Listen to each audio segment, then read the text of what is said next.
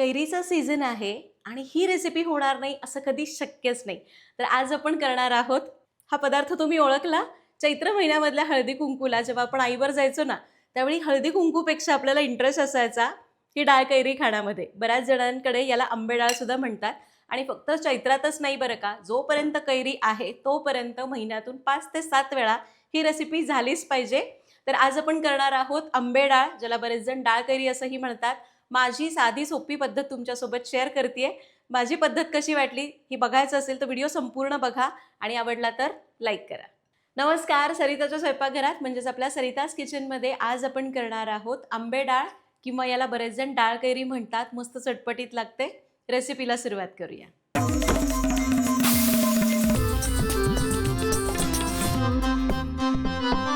तर सगळ्यात पहिल्यांदा यासाठी लागणारं साहित्य बघूया. तर आपल्याला लागणार आहे 1 वाटी हरभऱ्याची डाळ. वाटीभर डाळ घेतली, स्वच्छ धुवून 5-6 तास भिजू घातली. 1 कैरी लागणार आहे. त्याचबरोबर 3 ते 4 हिरव्या मिरच्या घेतल्या. चवीप्रमाणे मीठ, 1 चमचा साखर. फोडणीसाठी लागेल अर्धा चमचा मोहरी, पाव चमचा हिंग, थोडासा कढीपत्ता आणि कोथिंबीर. साहित्य बघितलं, रेसिपीला सुरुवात करू. तर इथं मी 1 वाटी हरभऱ्याची डाळ घेतली. आपली घरातली साधी वाटी असते आमटीची, त्या वाटीने 1 वाटी कोरडी डाळ घेतली. स्वच्छ धुवून 5 ते 6 तास भिजवली किंवा तुम्ही रात्रभर भिजवून घेतली तरी पण चालणार आहे. तुमच्याकडे जर वेळ कमी असेल तर कोमट पाण्यामध्ये 2 तास भिजायला घाला. तर 1 वाटी डाळ असेल तर भिजून ती दुप्पट होते. तर डाळ आपण थोडा वेळ बाजूला ठेवूया. आता 1 वाटी डाळीसाठी मी 1 कैरी वापरणार आहे. आता ही तोतापुरी कैरी आहे, कमी आंबट असते, हलका गोडसरपणा तिच्यात असतो, म्हणून मी अख्खी 1 कैरी वापरते. पण जर तुम्ही गावठी कैरी वापरताय, ती एकदम आंबट असते, तर तुम्ही कैरीचं प्रमाण कमी जास्त करू शकता. आता कैरी कुठली का असे ना, आपल्याला त्याचं साल काढून घ्यायचं. कैरीचं साल जरा कडवट असतं ना, त्यामुळं डाळ कैरी करताना ते घ्यायचं नाही. तर कैरीचं साल काढलं. आता कैरी किसून घ्यायची आहे. मला ना कैरी किसून वापरलेली आवडते. बरेच जण काय करतात, डाळीसोबत मिक्सरमध्ये फिरवतात, पण किसून केली की आणखी चवीला छान लागते. बारीक किसणी, मोठी किसणी, कोणतीही किसणी घेतली तरी चालेल. कैरी किसताना तोंडाला पाणी हे मात्र सगळ्यांचंच सुटतं. आणि मला आठवतं आहे लहानपणी जेव्हा चैत्र महिन्यामध्ये हळदी कुंकू असतं ना, तेव्हा मग हळदी कुंकाला मी याच गोष्टीसाठी जायचे, कारण ती कैरीची डाळ मिळायची. एकदा खायची आणि परत एकदा मागायची. तर कैरी तुम्ही आंबट घेताय तर अर्धीच वापरा. ही आंबट नाही आहे कैरी जास्त, त्यामुळे मी 1 अख्खी वापरते. आणि हे घ्या, कैरी आपण किसून घेतलेली आहे. आता आला डाळीचा नंबर. तर हरभऱ्याची डाळ स्वच्छ धुवूनच घेतली आहे मी. सकाळी भिजली, त्यानंतर परत एकदा पाण्यातनं काढली होती. आता डाळ चांगली निथळून मिक्सरच्या भांड्यात घालायची. आता इथं मी मिक्सरमध्ये करते आहे. पूर्वी वरवंटा पाटा घेऊन याला वाटलं जायचं. डाळ निथळून घेतली. आता यामध्ये आपण घालूया हिरवी मिरची. मिरची आवडीप्रमाणे कमी जास्त करता येईल. तुम्हाला जसं तिखट कमी जास्त हवं तसं तुम्ही घेऊ शकता. कच्ची मिरची आहे, त्यामुळे तुम्हाला जसं पचतं तसं तुम्ही मिरचीचं प्रमाण कमी जास्त करा. आता थोडीशी साखर घालूया चवीपुरती आणि चवीपुरतं मीठ. अंदाजे 1 चमचा साखर घातली आणि पाऊण चमचा मीठ घातलं. पाणी घालायचं नाही, याला बारीक करायचं. आता बारीक करताना याला थोडं ओबडधोबड ठेवायचं, म्हणजे अरद बोबडं म्हणतो ना आपण त्याला. थोडी डाळ अर्धी कच्ची, अर्धी तुटलेली असते, काही अख्खी डाळ असते, काही बारीक झालेली असते. तशा पद्धतीने याला ऑन ऑफ करत करतच बारीक करून घ्यायचं.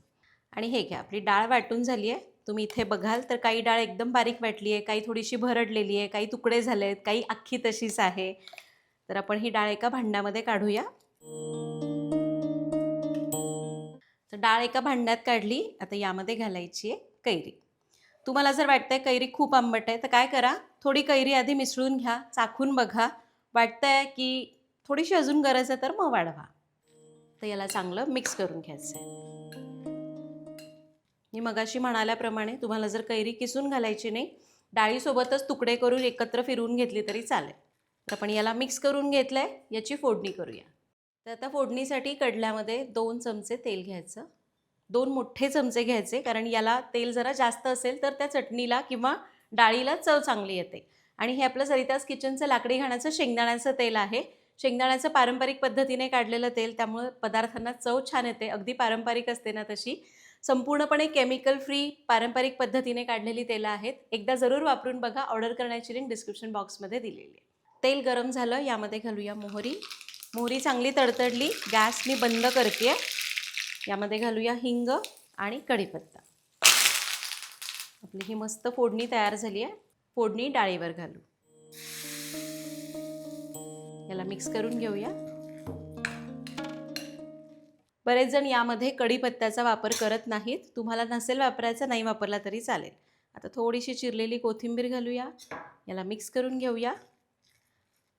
आणि आपली ही मस्त चटपटी चटकदार डाळ कैरी तयार झाली आहे. याला बरेच जण आंबे डाळ म्हणतात.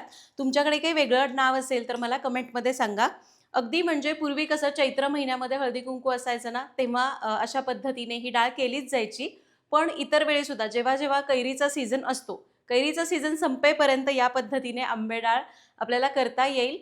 अगदी कधी कोशिंबिरीमध्ये तुम्हाला जर तीच कोशिंबीर खाऊन कंटाळा आला तरीसुद्धा अशा पद्धतीने डाळ करता येते. ही डाळ एकदा करून ठेवली तर फ्रीजच्या बाहेर म्हणाल तर सकाळी केली की संध्याकाळपर्यंत संपवावी. पण जर फ्रीज असेल तर दुसऱ्या दिवशीपर्यंत तुम्ही खाऊ शकता. तर अशा पद्धतीने तुम्ही पण ही रेसिपी नक्की करून बघा. तुमची काही वेगळी पद्धत असेल तर माझ्यासोबत शेअर करा. भेटूया पुढच्या भागात. धन्यवाद.